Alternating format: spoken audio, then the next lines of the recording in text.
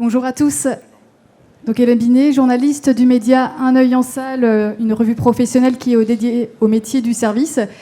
Merci d'être présent et de nous écouter pour cette table ronde ô combien importante sur une journée dédiée sur le salon Horecalp, qui est sur le circuit court et les artisans et producteurs. Alors s'ancrer dans son territoire avec des produits locaux et un discours de salle adapté. Je suis accompagnée de 4 intervenants locaux, à commencer par Irénée Molina. Merci d'être présente. Vous êtes directrice de salle et copropriétaire du Moulin de Léré, à Bailly. Oui, tout à fait. Vous êtes accompagnée également de Jean Verdonnet, qui est producteur pour la distillerie du Salève. Bonjour voilà, Jean. Bonjour. Thomas Lorival, directeur de salle, chef sommelier. Vous avez la double casquette au Clos d'Essence, le restaurant 3 étoiles de Laurent Petit, à Annecy. Absolument, oui, bonjour. Bonjour. Et puis Jean-Paul Bozonnet, potier à la poterie du Grand Pont. Ouais, plutôt Bozonne, de mon point de vue. Bozonne. Au bout du département, à 39 km. Donc, merci pour votre présence. Vous avez mis un peu de temps, c'est ce que vous me disiez tout à l'heure. 1h20. C'est ça. C'est la Haute-Savoie, c'est le charme. Ouais. Alors on le sait, la salle joue un rôle important de valorisation de son territoire, de ses artisans et de ses producteurs. Mettre en lumière les produits et les arts de la table au restaurant permet de fédérer tout un écosystème du bien manger et de l'art de recevoir. Alors Irénée et puis Thomas, vous allez, en tant que professionnel de salle, témoigner de votre réflexion et de votre travail dans vos établissements respectifs et de la mise en avant des artisans locaux. Ici présent justement des témoignages croisés de Jean pour la distillerie du Salève. Avec Irénée, vous réalisez des kombucha maison et vous travaillez ensemble. On va pouvoir en parler. Voilà. Et Jean-Paul, vous travaillez aussi conjointement avec Thomas sur la poterie et les arts de la table au Clos d'Essence. Oui, tout à fait, oui. C'est une collaboration depuis 2017. Depuis 2017, on va en reparler justement de cette collaboration sur le long terme. On va commencer avec vous, Irénée. Justement, j'ai parlé dans le préambule d'écosystème. C'est un mot qui vous parle au sein de votre établissement. C'est ce que vous mettez en avant au Moulin de Léré. Oui, alors l'écosystème, on peut parler de concepts dans l'écosystème. Il y a les territoires qu'on met en avant tout le temps chez nous. Donc on va travailler avec tous ces artisans et producteurs qui vont mettre en valeur les produits qu'on a autour de nous. Et après, l'écosystème, quand on parle du Moulin de Léré, la maison. Et là, c'est aussi tous les collaborateurs, que c'est les employés qui sont chez nous, c'est les artisans et les producteurs, c'est les clients, c'est toutes ces personnes qui vont vraiment nourrir et enrichir notre maison. Et vous travaillez avec Jean, donc c'est le témoignage croisé pour la distillerie du Salève. Jean, quelle était la genèse de votre rencontre avec Irénée, spécifiquement sur les kombucha, puisque c'était justement ce produit que vous travaillez, que vous mettez en avant au Moulin de Léré? Alors, ça fait pas très longtemps qu'on travaille ensemble, mais ils m'ont contacté il y a quelques temps. Et puis, comme souvent avec les restaurateurs, ils sont passés me voir. Et puis, un moment d'échange, de dégustation, de visite. Et voilà, on va dire d'échanges vraiment amical aussi. Ça, c'est quelque chose d'important, le relationnel. Et puis, ils étaient intéressés par mes produits, par ma façon de travailler aussi. Et voilà, on a commencé à travailler ensemble il y a quelques mois là. Dans le même cas, Jean-Paul, comme avec Jean, il y a eu cette rencontre avec le chef Laurent Petit en 2017. Vous parliez d'âme sœur lorsqu'on s'est eu au téléphone. C'est une vraie rencontre d'une personne et d'un personnage fort, a une forte personnalité avec Laurent Petit. Et en fait, c'est rencontrer quelqu'un qui dit « Ma vie et mon travail ont du sens ». Et l'un et l'autre se nourrissent mutuellement. Voilà. Et moi, j'étais dans une démarche de poterie zen, qui est une démarche plutôt taoïste, en fait, voilà, très particulière. Et en fait, on s'est rencontrés comme deux âmes sœurs, et chacun dans notre compartiment de jeu, on avait quelque chose de la mutualisation. Voilà. Et c'est une conversation continue depuis maintenant 6 ans, quoi. Et Suzanne, juste par rapport à votre travail, vous allez fêter vos 10 ans, c'est ça, en 2024, de poterie? Oui, il n'est pas impossible que ça finisse par faire 10 ans. Voilà. Et oui, en fait, moi, je suis autodidacte. Et en mars 2015, j'ai eu une sorte d'épiphanie, en quelque sorte, une décision importante à prendre. Et la même année, le même mois, Laurent Petit a eu aussi une démarche qui a bouleversé son parcours. Voilà. Ce qui fait que à 25 km l'un d'autre, sans se connaître, on a eu tous les deux une interrogation sur le sens de notre vie, le sens de notre travail. Voilà. Également, Thomas, donc, vous vous connaissez également avec Irénée et Jean, pour avoir travaillé. Ce que vous disiez tout à l'heure, lors de notre échange, vous retrouvez en fait dans les termes d'Irénée par rapport à l'écosystème, qui est un peu similaire au Clos d'Essence. Oui, bien sûr. Le Clos d'Essence, ça fait depuis 2015 que le chef a pris ce virage-là. Ça a été un virage fort, ça a donné une vraie direction à la maison. Ça a permis de donner beaucoup de sens aux équipes aussi, dans la manière de donner du sens, de se nourrir intellectuellement de ce pourquoi on faisait les choses au Clos d'Essence. Et du coup, on s'appuie tous les jours sur le sourcing, sur la collaboration avec les artisans qui sont de plus en plus proches à la maison parce qu'on essaye de les amener vraiment dedans. Et avec Irénée et Frédéric, c'est vrai que... Alors, je ne sais plus à quel moment ou dans quel contexte on s'était rencontrés. Je crois que c'était quand vous étiez venus au Clos d'Essence manger. Ou alors, peut-être la première fois, c'est quand nous, on était venus manger au Moulin des Ré avec Laurent et Martine, il me semble. Oui, peut-être, on s'est retrouvés Et on avait adoré ce lieu, complètement dans notre regard dans la gastronomie. C'est à la fois une toute petite maison... et pourtant, on a l'impression qu'ils ont déjà tout compris, qu'ils ont un temps d'avance sur plein de choses. Enfin, nous, dans la réflexion, même dans le discours du chef, il a mis longtemps avant de trouver réellement sa voie dans son métier. Il fête ses 40 ans de cuisine cette année et on parle d'une transition qu'il a prise en 2015. Vous voyez, donc il a eu quand même il a eu plein d'étapes dans sa vie de cuisinier et de restaurateur. Et c'est vrai que moi, j'ai toujours, et puis le chef aussi, on a toujours voué une forme d'admiration pour le Moulin des Ré, dans le sens où ils ont la maison à quel âge, le Moulin des Ré, ça fait quoi? Ça va faire 8 ans à la fin 8 de ans, l'année. voilà. Donc c'est finalement, pour un Clos d'Essence qu'on a 30, forcément, c'est une forme, c'est quand même assez impressionnant de voir à quel point ils vont jusqu'au bout des choses aussi pour une petite maison. Quand on se compare à eux, ils vont aussi loin que nous dans leur démarche. Et voilà, c'est vrai que c'est aussi pour ça que le lien est passé très rapidement, parce que professionnellement parlant, on s'entend sur beaucoup de choses, que ce soit dans la sélection des vins, dans la vision qu'on peut avoir de la salle, du management des équipes, du dynamisme culinaire. Enfin voilà, c'est une maison qu'on cautionne particulièrement et qu'on adore. Ouais. Et justement, vous avez souligné le terme transition. Le chef a pris un virage local, le chef Laurent Petit. Justement, ça se traduisait par les produits, par les plats, mais aussi en salle, à travers notamment les arts de la table. Vous avez fait le choix de travailler avec Jean-Paul, qui n'est pas un potier à la mode, c'est ce que vous m'aviez dit par téléphone. Oui. Justement, c'était très important pour vous d'avoir des arts de la table identitaires. Absolument, oui, c'est ça. Il y a une forme d'habitude dans notre métier, notamment dans le monde des étoiles Michelin. Et sans jugement aucun, on s'est retrouvé beaucoup plus dans la manière de sourcer les choses à partir du moment où humainement il y avait un lien. Moi, c'est dans ma fibre de mon métier de sommelier. Initialement, je suis rentré dans les hautes sphères de ce métier à travers la sommellerie. Et dans notre métier de sommelier, la visite et la rencontre humaine avec le vigneron est presque indissociable de comment bien faire son métier. Si vous sélectionnez une carte des vins uniquement à travers un agent ou un intermédiaire, aussi bon soit-il, parce qu'il y en a des très bons, je trouve qu'il manque quand même quelque chose, un lien qui permet de pouvoir transmettre à un moment un discours suffisamment passionnel.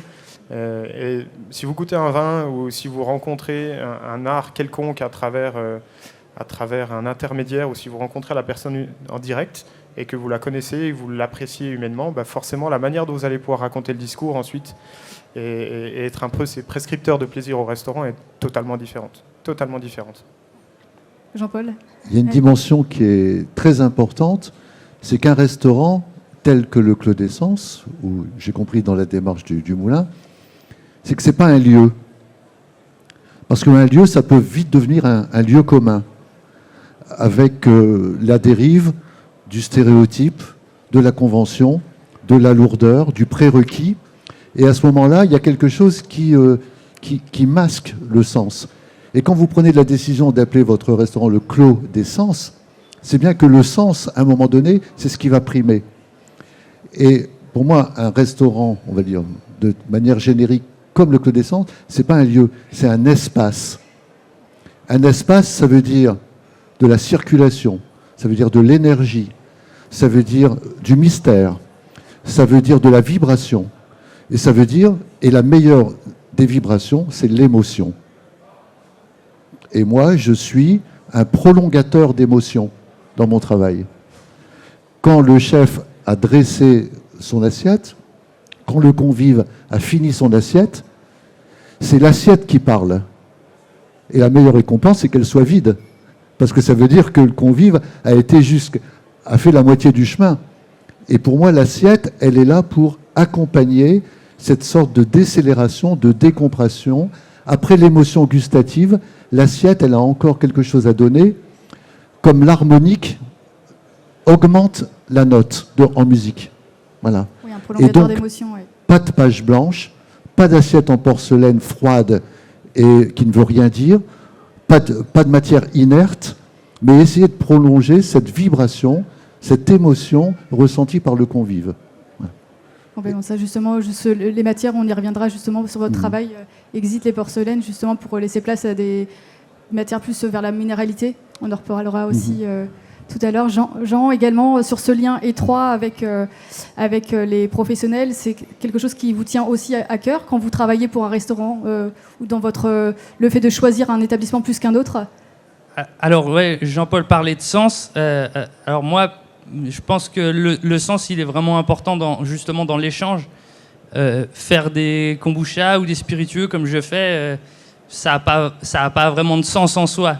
Par contre, de pouvoir les valoriser auprès de personnes avec qui on va pouvoir échanger, là, le sens, il est là, quoi.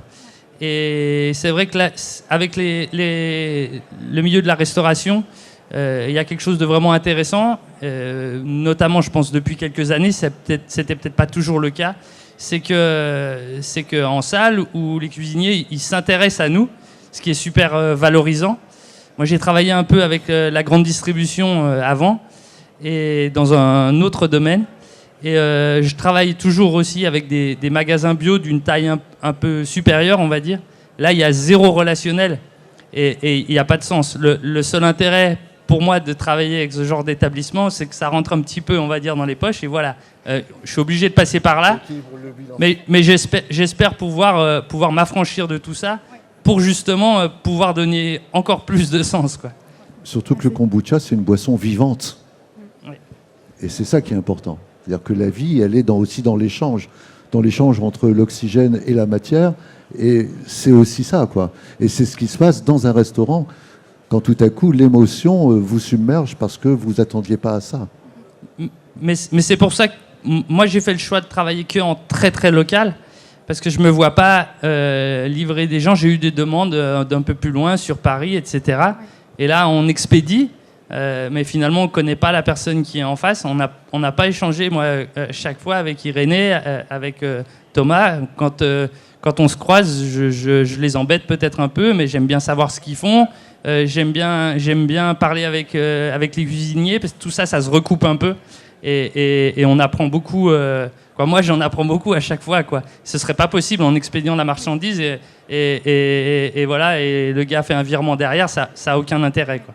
Oui, c'est vraiment le lien direct qui vous plaît et le fait que les équipes s'intéressent aussi à vos produits pour pouvoir à leur tour en parler le plus justement possible aux clients, j'imagine. Mais c'est très enrichissant, hein, quand on connaît la personne. À la fin, les produits, c'est vraiment le but ultime de ce qu'on connaît de la personne. Mais en effet, c'est un geste artisanal qui commence par une personne. Donc quand on met un visage sur un produit, c'est beaucoup plus facile d'en parler et de transmettre ce geste artisanal aux clients. Et l'approche qui va voir les clients sur les produits, mais il est complètement différent que quand on propose quelque chose qu'on n'a rien à raconter. Oui. Et justement, vous me disiez que les kombuchas, justement, au départ, vous les faisiez maison. Et ça a été un peu difficile dans la production aussi. On a vite arrêté. Vous avez on a essayé pendant le arrêté. confinement parce qu'on avait le temps. Et c'est quelque chose de vivant. Donc il faut les nourrir, il faut avoir du temps, qu'on n'en a pas tout le temps dans notre métier, malheureusement. Mais si on a beaucoup d'envie, on n'a pas tout le temps le temps. Et donc, ce qui est super intéressant, c'est savoir aussi, c'est entourer de personnes comme Jeanne ou autres. Oui. Donc, nous, on fait beaucoup de choses maison, mais on ne fait pas tout. Il faut savoir connaître nos limites aussi. Et voilà, donc là, c'était par exemple par les kombucha. Et qu'est-ce qui vous a plu dans les kombuchas que proposent les gens? Que c'est complètement lié à ce qu'on fait nous, c'est très franc. Quand j'ai goûté la première fois un kombucha des gens, donc je le disais tout à l'heure, c'était un kombucha à la gastache, et j'avais vraiment le goût anisé. Des fois, ça m'arrive de goûter des boissons de kombucha ou autres, où on va avoir une subtilité, des nuances, mais on ne retrouve pas ce goût. Là, il y a marqué agastache sur l'étiquette et on l'a. Et nous, notre cuisine, qui est très axée végétale, surtout en été, c'est pareil, quand on fait un sorbet terrestre, on a vraiment les lierres en bouche. Et c'était très important pour moi de retrouver dans une boisson que je voulais travailler ou préparer, avoir cette notion de franchise en goût. Thomas également, on a parlé de lien affectif avec Jean-Paul, ce qui est important. Comment est-ce que Jean-Paul réalise à 50% des assiettes, justement Claude Sens? J'aurais même du mal à l'estimer. Je pense qu'on est presque au-delà de 50% à l'heure actuelle. Plus de 50%. Si on regarde l'emploi du temps de Jean-Paul, je pense qu'on est presque à 130%. Mais l'univers de la salle, c'est réellement Jean-Paul avec lequel on est le plus proche. Voilà. Ensuite, on a un univers sur les petits déjeuners qui fait travailler aussi une autre potière qui s'appelle Amandine Petrov. Mais à l'heure d'aujourd'hui, je pense que sur la totalité de ce qu'on dresse, Jean-Paul est réellement présent. Et pas que, parce que finalement, il y a à la fois les assiettes, et jusqu'à maintenant, on parle beaucoup des assiettes, mais Jean-Paul, il est très acteur, et c'est aussi pour ça que le lien humain, forcément, sera toujours aussi enrichissant. C'est qu'en plus de ça, il amène un regard sur notre maison, un regard extérieur sur notre maison. Au moment où nous, on a souvent la tête dans le guidon, souvent trop la tête dans le guidon, dans nos choix, dans nos certitudes, Jean-Paul, il arrive avec un regard extérieur qui nous amène aussi pas mal de vérité dans ce qu'on recherche.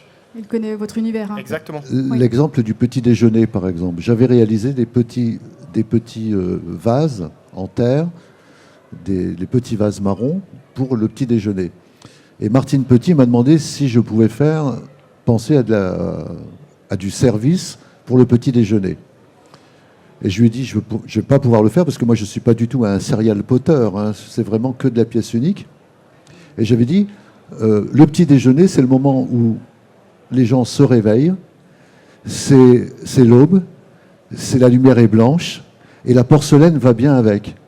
Donc j'ai proposé que Martine contacte Amandine pour qu'ensuite il puisse avoir cette conversation à partir du lever du soleil. Quand on se réveille, on n'a pas besoin de la même énergie, de la même lumière que le soir, quand on est dans cette atmosphère très singulière de la salle éclairée le soir au Clos d'Essence, avec un parti pris très, très fort. Et donc le contrepoint, c'est le petit déjeuner, où des convives ont passé une excellente soirée, ont eu la sage décision de dormir sur place, pour pouvoir profiter pleinement du repas, bien sûr. Et au matin, ce petit déjeuner-là, il les amène dans la lumière du jour, avec une vaisselle claire, qui évoque vraiment l'aube. Et là, ça a du sens. Et cette matière-là, elle répond à un sens. Et c'est toujours la démarche qu'on essaye d'avoir par rapport à l'écrevisse, par rapport aux artichauts, par rapport aux cortilles. Enfin, vraiment, on essaye vraiment de dire quel sens ça a et comment nous, on peut accompagner cette émotion-là et ce moment-là. Voilà. Et vous disiez aussi que le chef Laurent Petit vous a désigné depuis l'an dernier comme la signature, c'est ça, du Clos d'Essence. Vous êtes à l'extérieur, vous travaillez à majorité pour le Clos d'Essence. Vous êtes comme un membre de l'équipe, mais en travaillant à l'extérieur.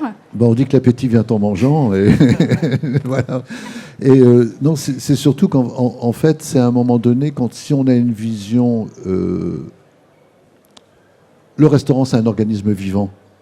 On peut pas prendre, on prend pas un bras ou une jambe ou un œil, on choisit pas. C'est un tout. Donc le problème de la cohérence se pose. Donc à un moment donné, j'aurais dû m'en douter, mais ça m'est tombé dessus. Ils m'ont pris petit à petit. J'ai commencé par 15 vases, et puis chemin faisant. C'est une conversation qu'on a ensemble depuis 6 ans. Depuis le 1er janvier, j'ai proposé de rencontrer le chef tous les mercredis matins. Voilà.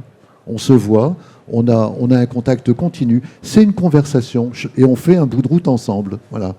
Et des fois, on échange des idées, des fois, il écoute mes idées, des fois, c'est moi qui l'écoute, des fois, voilà. Parce qu'il faut ça. Il faut vraiment parce que quand vous avez en face de vous un chef 3 étoiles, vous avez intérêt à être costaud, quoi. Hein, parce que vous avez un caractère fort, un propos qui est assuré. Et si en face, vous n'avez pas du répondant, vous faites bouffer, quoi. Donc, c'est important que cette relation, elle soit équitable et qu'elle soit entre alter égaux. Voilà. Dans le respect des territoires mutuels. Voilà. Ça, c'est important. Voilà. Et s'enrichir mutuellement, également des échanges. Ben oui, parce que sinon, moi je dis toujours, je ne suis pas un facteur de vaisselle. Parce que le facteur, il vous apporte le courrier, quel que soit le contenu de la lettre. Moi, j'ai besoin de connaître le contenu du message pour faire mon boulot. Vous voyez, je ne suis pas un facteur, moi. Pas du tout. Voilà. Et c'est pour ça que c'est réellement, c'est pour ça qu'on considère Jean-Paul réellement comme un membre de l'équipe. À la fois parce qu'il connaît la maison parfaitement, à la fois parce qu'on a des métiers sur lesquels on a souvent des gens qui sont de passage chez nous, pendant 1 an, 2 ans, 3 ans, qui découvrent notre univers et qui ensuite vont en découvrir un autre. Voilà, Jean-Paul, ça fait déjà suffisamment longtemps qu'il est là pour connaître la maison davantage que ceux qui travaillent dedans, pour bon nombre. Donc tout le monde connaît Jean-Paul quand il arrive. Alors déjà, c'est un personnage. Hein, on parle aussi de Laurent Petit comme un personnage, mais Jean-Paul est aussi un personnage. C'est pour ça qu'il colle si bien à la maison. Mais toute l'équipe, en effet, le connaît. On martèle son discours. Et c'est aussi, à l'heure d'aujourd'hui, ces personnes sont extrêmement importantes pour notre métier de la salle, parce qu'au fur et à mesure, ce métier de la salle a perdu un petit peu ses arts de la salle à travers des découpes, à travers la scénographie qu'il pouvait y avoir. Et le fait de pouvoir s'appuyer à l'heure d'aujourd'hui sur des discours tels que nous l'apporte Jean-Paul, tels que nous l'apporte Jean, voilà, c'est forcément la manière dont on va parler d'un kombucha avec Jean quand on a discuté, quand il nous a fait goûter des choses, quand il nous a demandé notre opinion, quand il a retravaillé les choses derrière, quand on les adore, forcément la manière dont on va parler des choses sera plus la même. Et il est là, le vrai rôle des gens de la salle. Il n'est surtout pas d'avoir un plat qui est affiché à la carte pendant 1 mois ou 1 mois et demi, et de tous les jours sur chacune des tables répéter le même discours, table par table. Ça, si vous ne connaissez pas vos ingrédients, si vous ne connaissez pas l'univers de la cuisine, si vous ne connaissez pas l'univers des gens qui la composent, donc à travers les collaborateurs, vous répétez mécaniquement ce qu'on vous a demandé d'apprendre. Une phrase toute bien faite. Et c'est extrêmement ennuyeux notre métier si on le fait comme ça. C'est terriblement ennuyeux. Donc, et c'est ça le piège de notre métier. Il faut absolument sortir de ça, réellement s'intéresser à nos pêcheurs, à nos potiers, à nos céramistes, à nos vignerons, à nos maraîchers, à nos producteurs. Et à partir du moment où on maîtrise et on se rend presque passionné de leur travail, le discours il est totalement différent. Et en plus de ça, vous avez presque 50 manières ou versions de pouvoir raconter leur métier. Donc vous avez 12 tables par soir. Les 50 manières sont largement suffisantes pour que le discours soit différent sur chaque table. Et c'est là que c'est intéressant. Si vous le permettez, oui. J'ai juste une anecdote. La semaine dernière, j'ai mon chauffagiste qui est venu ramoner ma cheminée et faire l'entretien. Et il me dit, on parle de mon travail, parce qu'il doit venir dans mon atelier. Il me dit, ah oui, vous faites des assiettes? Je dis, oui, en ce moment, je travaille pour le Clos d'Essence. Et il me dit, ah ben, j'y suis allé pour la retraite de mon beau-père. Et il dit, franchement, c'était un cadeau qu'on nous avait fait. On n'était pas super à l'aise. On se demandait un petit peu, très, très impressionné, parce qu'on se fait tout un film avant. Et il y a un truc qui m'a frappé. Il m'a dit, bien sûr, on a bien mangé. Mais ce dont je me souviens, c'est qu'il y avait, il me dit, une fille en salle qui nous a accueillis. Elle a senti qu'on était très, très impressionnés. Elle nous a tenu la main. Elle ne nous a pas laissé tomber pendant tout le repas. Donc, cet accompagnement-là, eux, c'est un souvenir qu'ils ont pour toute leur vie. Ils se sont rappelés qu'à un moment où ils étaient à la porte d'une émotion énorme, d'un événement.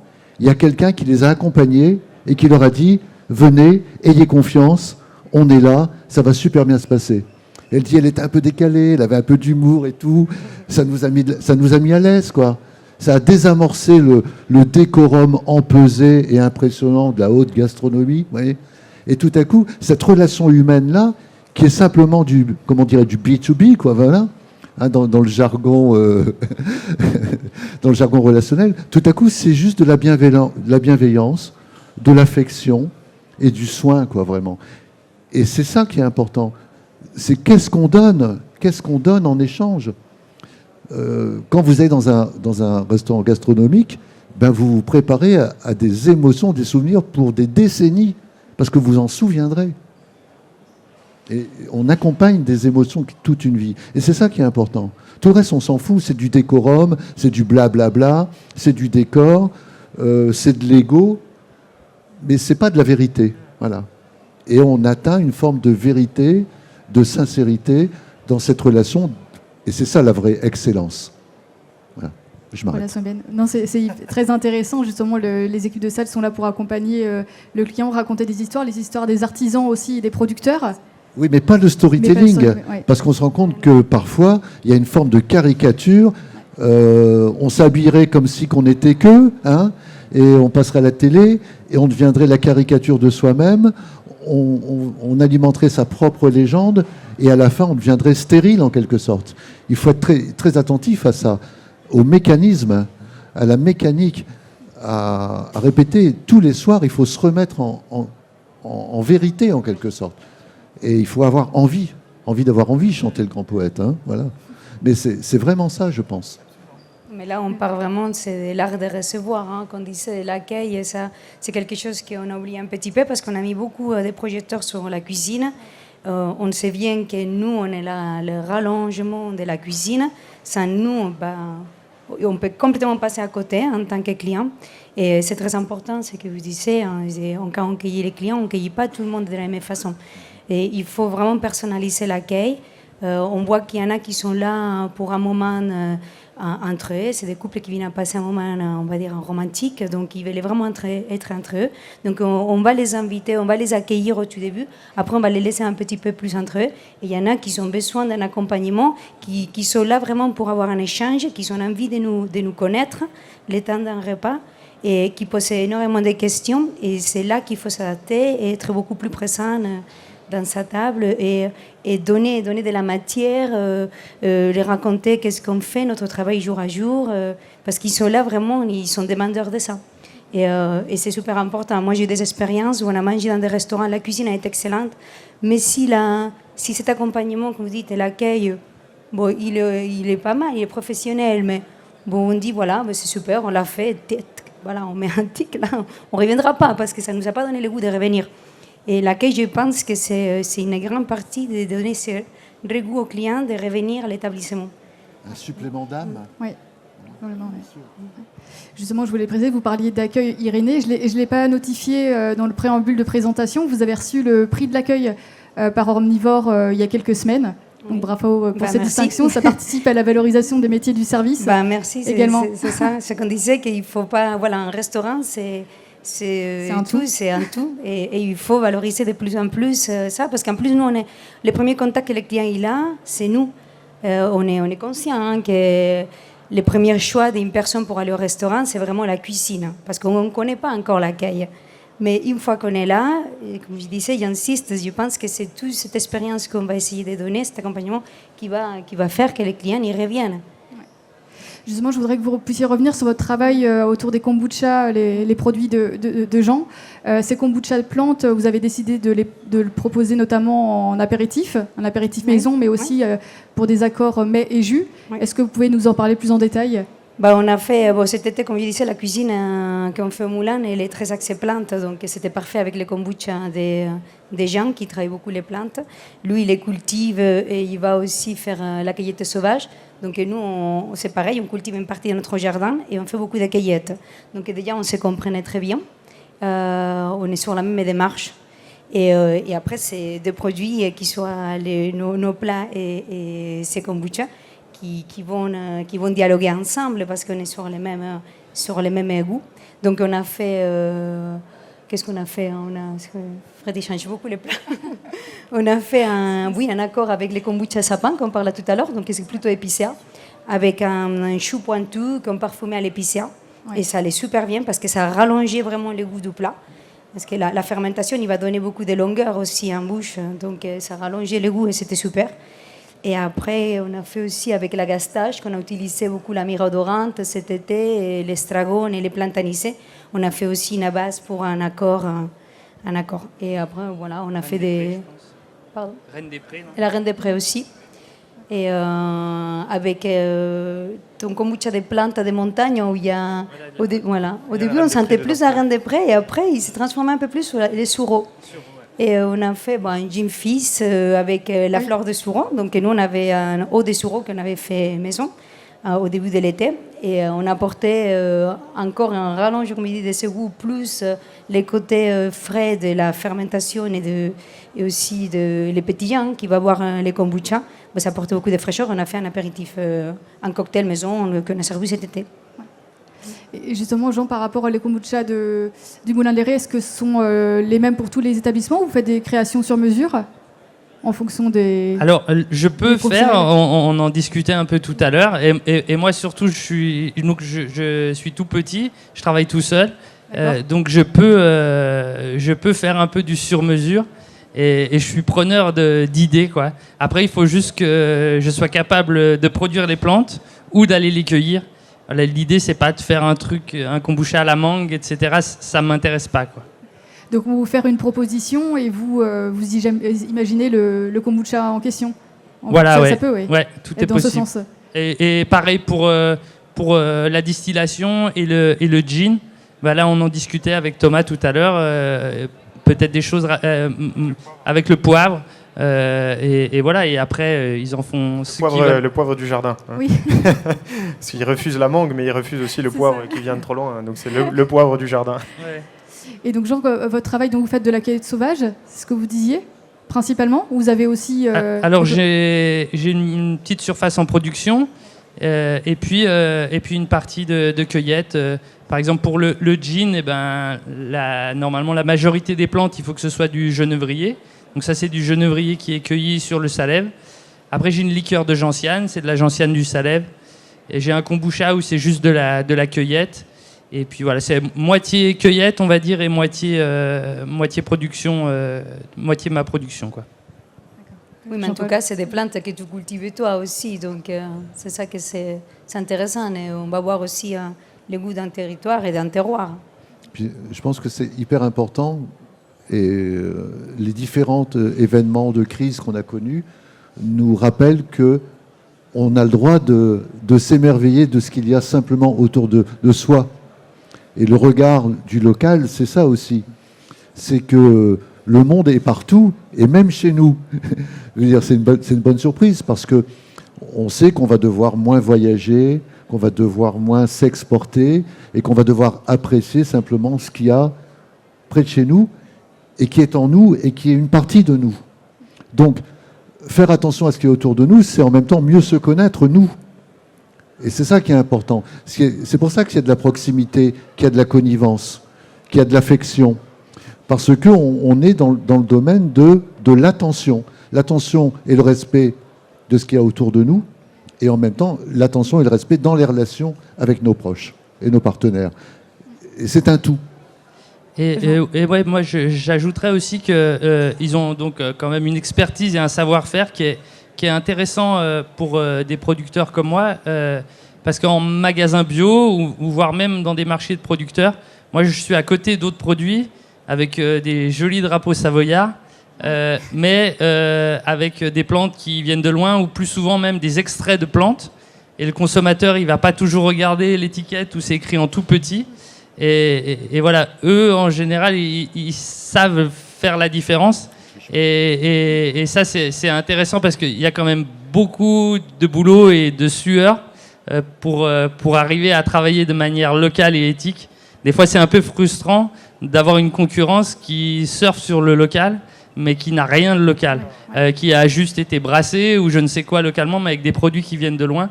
Et quand on travaille avec des restaurateurs, ils font la différence et ça, c'est assez appréciable.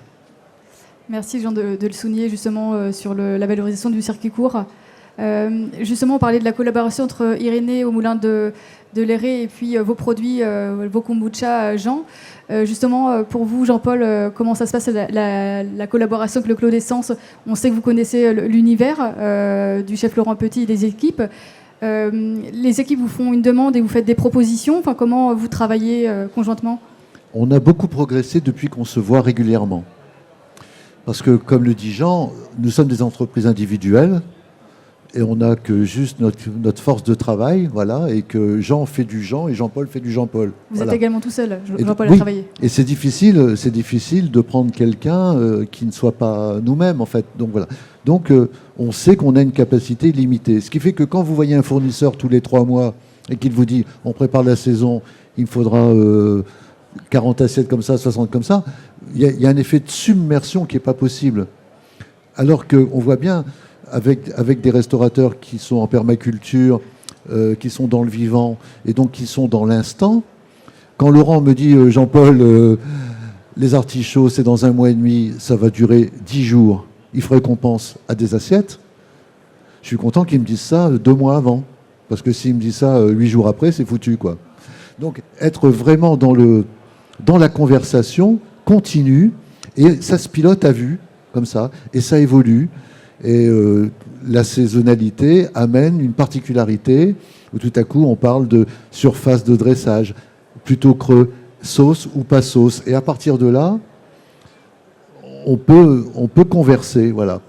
C'est aussi important de faire l'expérience complète du repas, pour nous, pour voir le rythme, parce qu'un repas, c'est comme un concert de musique, quoi. Il y a un rythme, il y a un équilibre en même temps, physique de la présentation, et il y a aussi un rythme visuel, indépendamment du goût qui est là, de la responsabilité de l'aspect gastronomique. Et nous, il faut qu'on soit en dessous, au service, juste en dessous, voilà, pour mettre en valeur au bon moment l'art culinaire du chef, voilà, qui est en même temps complètement, je veux dire, respecté par la qualité du service et cette fluidité. Voilà. Et toutes les équipes se prennent au jeu, en plus de ça. C'est-à-dire qu'on parle bien évidemment, on parle de Laurent, qui est un peu le capitaine du navire, mais il y a Franck, qui est à ses côtés et que tu vois presque plus souvent que Laurent maintenant. Plus souvent. Voilà. Et puis, en plus de ça, il emmène cet esprit-là, elle emmène toute l'équipe. C'est-à-dire que la pâtisserie va se prendre un peu au jeu, et puis on a un présentoir sur lequel il faut qu'on dresse toujours une petite pièce quand on doit célébrer les anniversaires des gens qui viennent fêter quelque chose chez nous. Et ce petit présentoir, on n'avait aucune idée. On connaissait notre cahier des charges. Par contre, tous les éléments, et quand je parlais de vision extérieure, c'est là que Jean-Paul a été super important pour nous. Donc les équipes de pâtisserie ont été le voir, ont passé une journée, ont même essayé 2-3 choses avec plus ou moins... Exactement, c'était un projet. Et au moment où Jean-Paul il vient nous présenter des choses auxquelles il a pensé, il a réfléchi en disant « La dernière fois je suis rentré, j'ai vu ça à l'entrée, il manquerait quelque chose, il manquerait un petit espace ici, il manquerait peut-être sur cette table-ci, il faudrait qu'on imagine quelque chose. » Quand on parle de Jean-Paul qui fait partie des équipes, il rentre, il pose son regard et il nous amène des idées. Et on a Valentin qui est le second de cuisine, qui se prend énormément au jeu. On a Hugo qui est en effet un des chefs de partie de la maison, qui se prend aussi au jeu. Enfin, ça amène tout le monde dedans. La rencontre initiale se forme autour de Laurent. Et en fait, cette proximité qu'on mène avec la venue régulière de Jean-Paul chez nous, amène une forme de prise au jeu de toutes les équipes. Toutes les équipes connaissent Jean-Paul, connaissent son travail et se prend au jeu de vouloir être de plus en plus près de la réalité dans la création des assiettes en lien avec le travail culinaire. Et en même temps, en salle, les équipes parlent de mon travail. Oui. Ils disent, voilà, les assiettes, c'est fait à Settenay par un artisan local et tout ça. Et c'est important qu'ils soient venus avant, qu'ils aient vu l'atelier. Je vois même Mouta qui est à la plonge, je l'ai invité à faire de la poterie pour qu'il se rende compte ce que c'est qu'une assiette d'un potier céramiste. Voilà.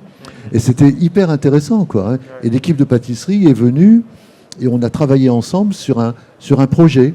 On a fait dessiner et on a dit, voilà, quels sont quelles sont les conditions de base pour cette présentation, de quoi on a besoin. Et maintenant, j'ai dit, vous avez une page blanche, imaginez quelque chose, et on a mutualisé toutes nos imaginations pour arriver à une création qui était vraiment l'émergence de notre réflexion commune. Et ça, c'est très intéressant parce que moi, je suis admiratif, moi, je suis indépendant. J'ai décidé un jour de consacrer ma vie et mon travail et de ne pas faire la différence entre les deux. Mais c'est des jeunes, ils ont 20 ans, 22 ans, ils ont des horaires incroyables, ils ont un niveau d'implication qui est extraordinaire. Moi, je suis admiratif de leur engagement et un respect absolu du chef de cette maison qui est leur fierté en même temps. Et ça se sent. Et il y a une vraie estime mutuelle.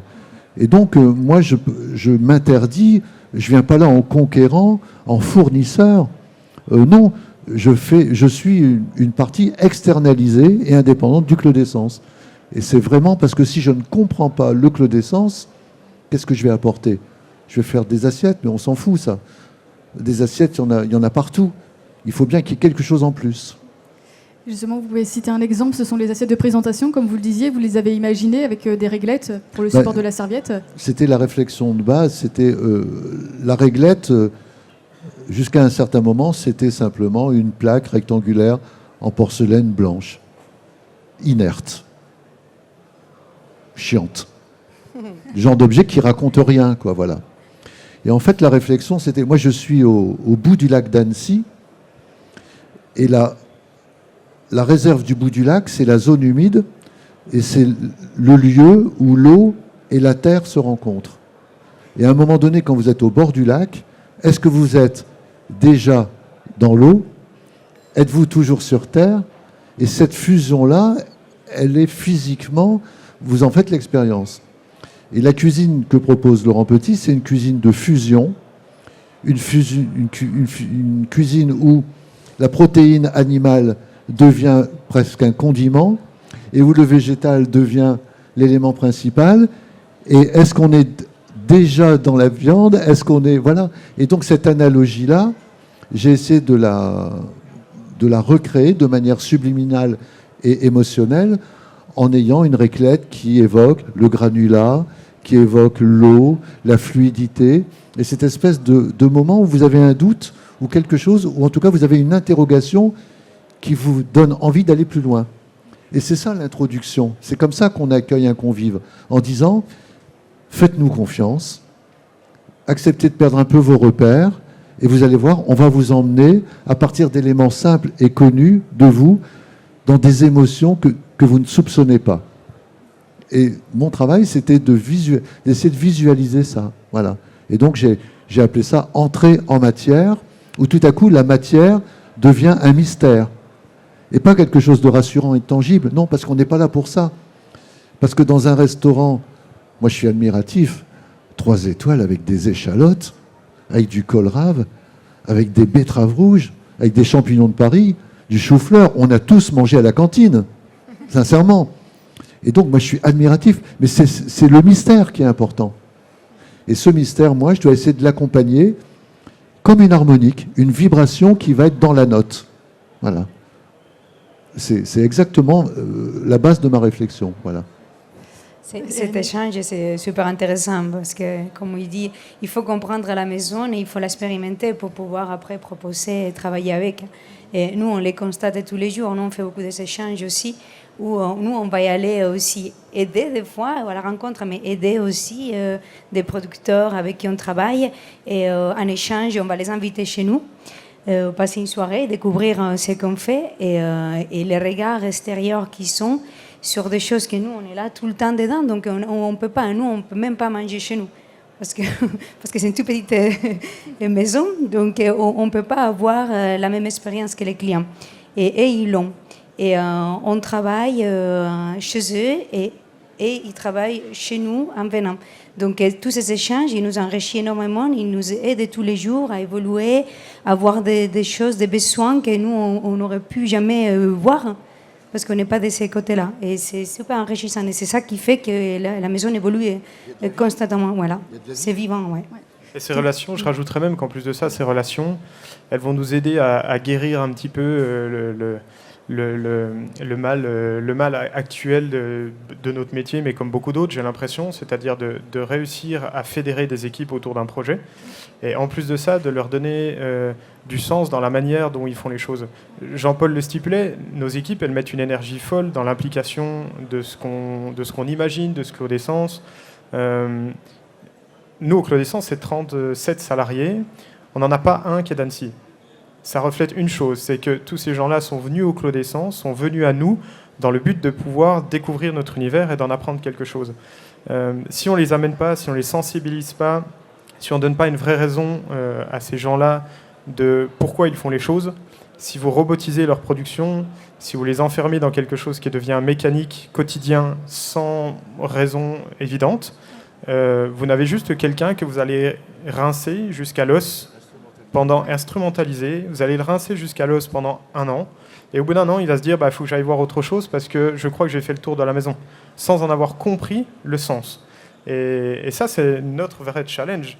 À Irénée, à moi, la vision du management à l'heure d'aujourd'hui, elle n'a jamais pris autant de sens. Et c'est la rencontre avec ces producteurs, c'est une vraie clé de notre métier. C'est une vraie clé. À partir du moment où vous emmenez vos sommeliers régulièrement dans le vignoble, à partir où vous emmenez vos équipes de salle régulièrement à la rencontre de ces producteurs, vous donnez du sens dans la manière dont ils font les choses, vous leur donnez une vraie... vous les valorisez ni plus ni moins. Et à l'heure d'aujourd'hui, et puis c'est du respect bien sûr, et à l'heure d'aujourd'hui où on a du mal à composer des équipes, pendant longtemps on a parlé de la restauration, mais j'ai l'impression qu'avec tous ceux que je côtoie, j'ai l'impression que c'est tous les métiers. Tous les métiers à l'heure d'aujourd'hui ont du mal à recruter parce que on passe 1 an, 1 année ici, ensuite on va voir ailleurs, on se cherche, on se perd, on fait une reconversion. À l'heure d'aujourd'hui, on a peut-être 20% de nos équipes qui ont fait une reconversion professionnelle. Des gens qui ont fait des études d'avocat, qui ont fait Sciences Po, qui ont fait des équipes, des hautes études, qui arrêtent complètement ce qu'ils font pour ensuite venir faire pâtissier, pour venir faire sommelier, pour venir être chef de rang, maître d'hôtel. Si ces gens-là, vous ne les nourrissez pas intellectuellement, ça va être vécu comme un échec total pour eux. Ça sera un échec total pour nous. Et en plus de ça, ils vont sortir de là en disant « je suis perdu. J'ai fait une reconversion, j'ai fait 10 ans d'études et je suis perdu. » Et en même temps, ce qui est important, moi j'ai 3 stagiaires qui sont devenus potières. Il y a une aide-soignante, une prof et une architecte. Et ce sont des vraies bascules au niveau de la vie. Et donc, il faut bien que ça ait un sens. Et donc, quand vous avez des personnes qui ont tout à coup ont choisi l'inconfort, on va dire comme ça, d'un changement brutal dans leur cheminement personnel, il faut bien que vous avez une responsabilité. Moi, je dis toujours, noblesse oblige. Et une maison comme le Clos d'Essence, elle a du sens. Et c'est pas à côté une expérience. Moi, je connais pas tellement vraiment le monde de la gastronomie. Et ce que je sais, c'est que les chefs ont des personnalités très fortes. Et quand vous êtes chez Gagnère, vous n'êtes pas chez Petit, par exemple. Voilà. Et c'était au petit déjeuner. J'espère que je veux froisser personne, mais c'est juste comment la personnalisation et le sens, c'est important. Au petit déjeuner, il y a une omelette qui est faite avec des copeaux de champignons, des pétales de champignons. Et il y avait visiblement une personne en cuisine qui apprenait, parce qu'il y a des stagiaires, et ce sont des métiers qui s'apprennent. Voilà. Et son coach, en quelque sorte, la personne qui s'occupait un peu d'elle, lui dit vas-y, dresse-moi les pétales de champignons. Voilà. Et il me dit mais non, là tu fais du rebuchon. Voilà. Ça veut dire que là, tu viens avec des références qui sont les tiennes, et fais du rebuchon chez Rebuchon, bien sûr, et fais-le très bien. Et il va le faire très bien. Et tu fais du Petit ou du Clos d'Essence au Clos d'Essence. Ça veut dire que tout à coup, on voit bien qu'il y a quelque chose d'identitaire et de palpable. Et il y a une forme de lexique que moi je n'ai pas, naturellement. Mais elle a compris tout de suite ce que ça voulait dire. Voilà. Et ça, moi je trouve ça, c'est émouvant, quoi. Ouais, c'est bien, quoi. Mais justement, toutes ces richesses, vous parliez justement des échanges avec les producteurs, les artisans, qui participent à l'enrichissement personnel et professionnel des équipes. Ça participe également à avoir une expérience identitaire, qu'un lieu soit soit propre, avec une vision engagée, à travers les produits, notamment les kombucha avec Jean, mais les objets ou les arts de la table avec Jean-Paul.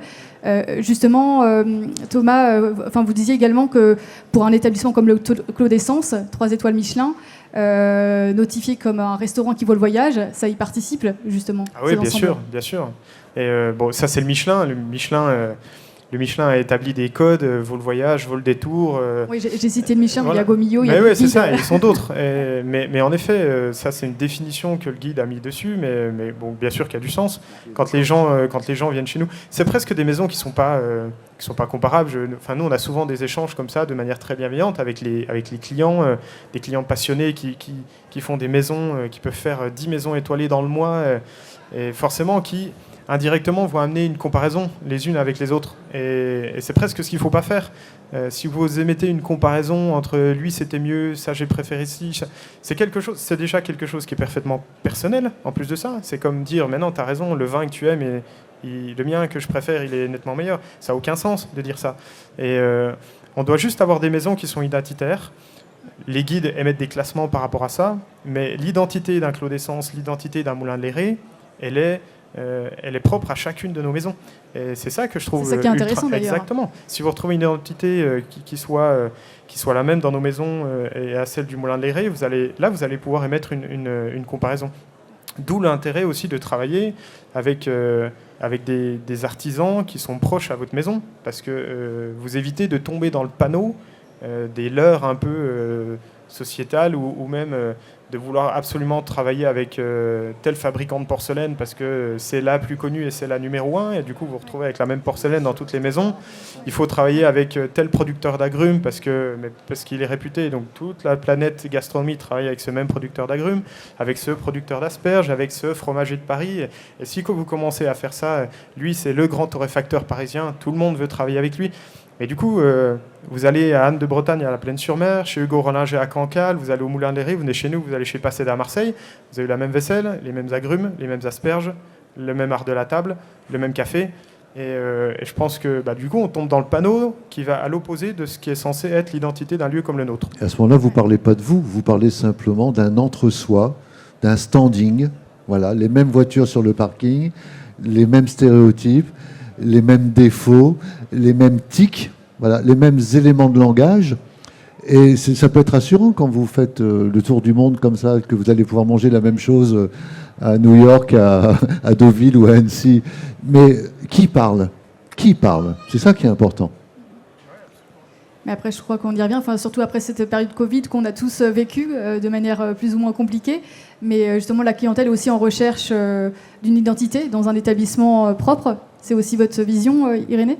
Oui, on le voit que la clientèle elle a changé. Elle a changé. Elle est vraiment à la recherche on parlait du sens, mais vraiment du sens. Ils viennent, qu'ils soient au Clos, chez nous, on n'est pas sur un boulevard. Donc quand les gens viennent chez nous, ils ont fait vraiment la démarche de venir nous découvrir.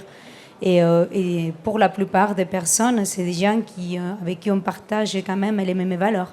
Donc ils viennent à la recherche de ce qu'on va proposer. Et on est conscient qu'on ne plaît pas à tout le monde. Et en même temps, c'est quelque chose de positif. Parce que ça veut dire qu'on n'est pas consensuel. Et ce qu'on fait, c'est vraiment notre patte à nous. C'est qu'on veut exprimer. Et que les gens qui vont venir chez nous et qui vont apprécier, c'est que voilà, on a les mêmes dialogues, on se retrouve sur les mêmes valeurs. Et puis le convive, il a le droit de faire un effort. Ça se mérite. Oui. Bien sûr, il faut aussi, moi je dis toujours, serviable, mais pas servile. Je veux dire, si vous n'avez rien à dire et que vous êtes creux, quel intérêt dans l'échange ? Moi, je suis content d'avoir en face de moi un chef qui est fort et qui a un propos et qui me tient tête. Voilà. Ça veut dire que derrière, moi, j'ai vraiment intérêt à y aller, quoi. Hein. Oui, ça permet de vous enrichir. Sinon, on va être dans la mièvrerie, on va être dans le tiède, voilà, sans saveur, mais quel intérêt ?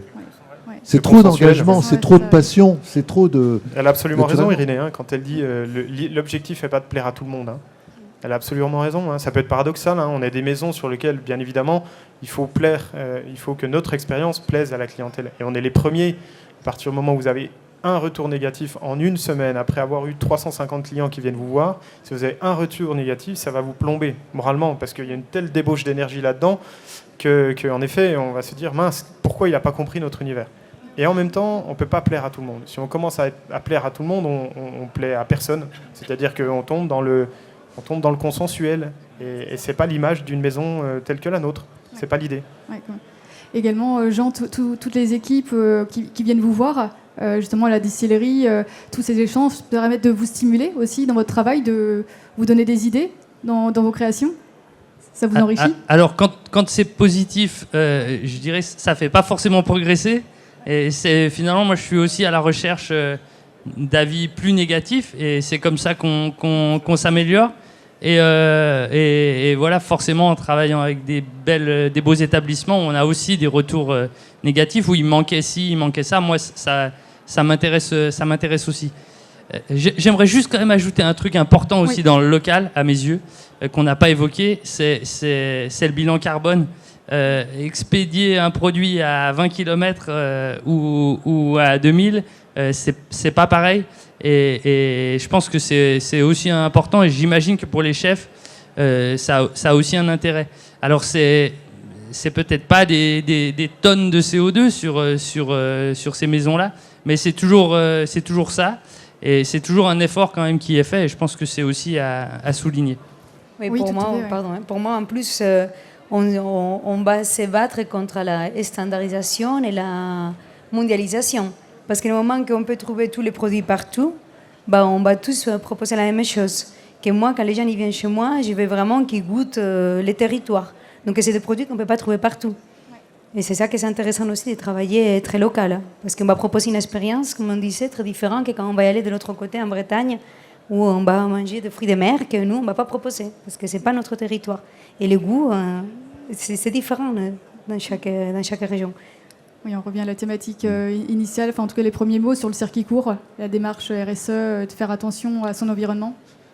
Oui, et puis ça c'est très important parce qu'en fait, je parlais de respect par la connaissance. On respecte ce qu'on connaît. Voilà. Et c'est important, par exemple. Et le respect entre professionnels, c'est ça aussi. Plaire ou ne pas déplaire, c'est dépasser la facilité du « j'aime pas ». Non.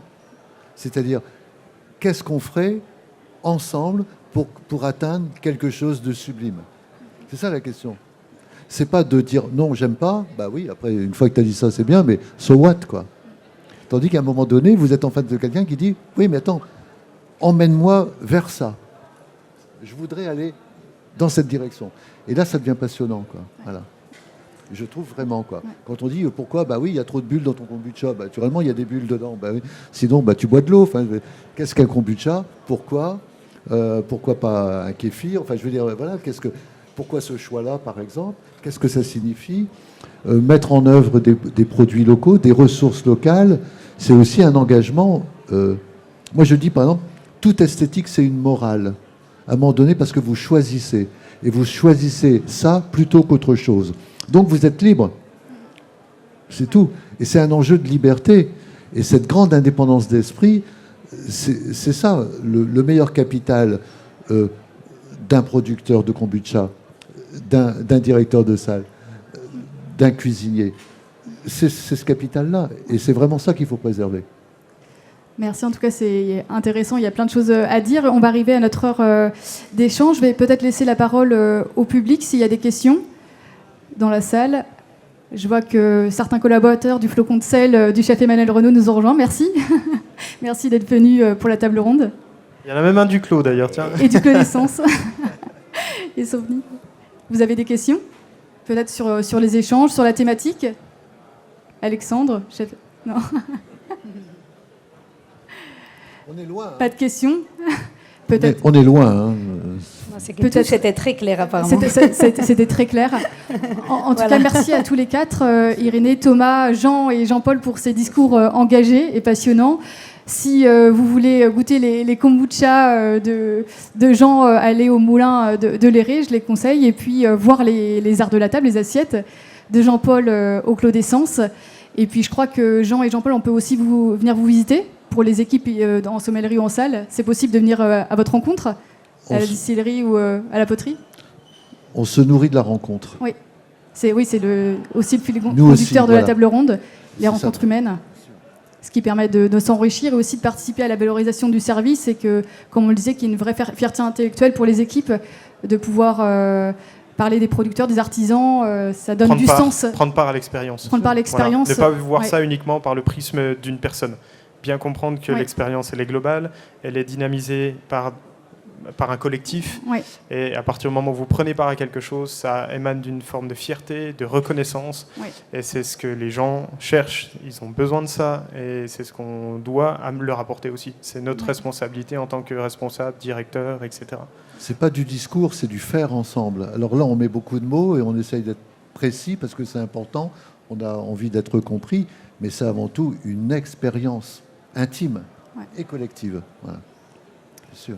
Très bonne conclusion. En tout cas, donner du sens à ces merveilleux métiers du service et de la sommellerie. En tout cas, merci beaucoup à tous les quatre. Et merci de nous avoir écoutés pour votre attention. Merci. Merci.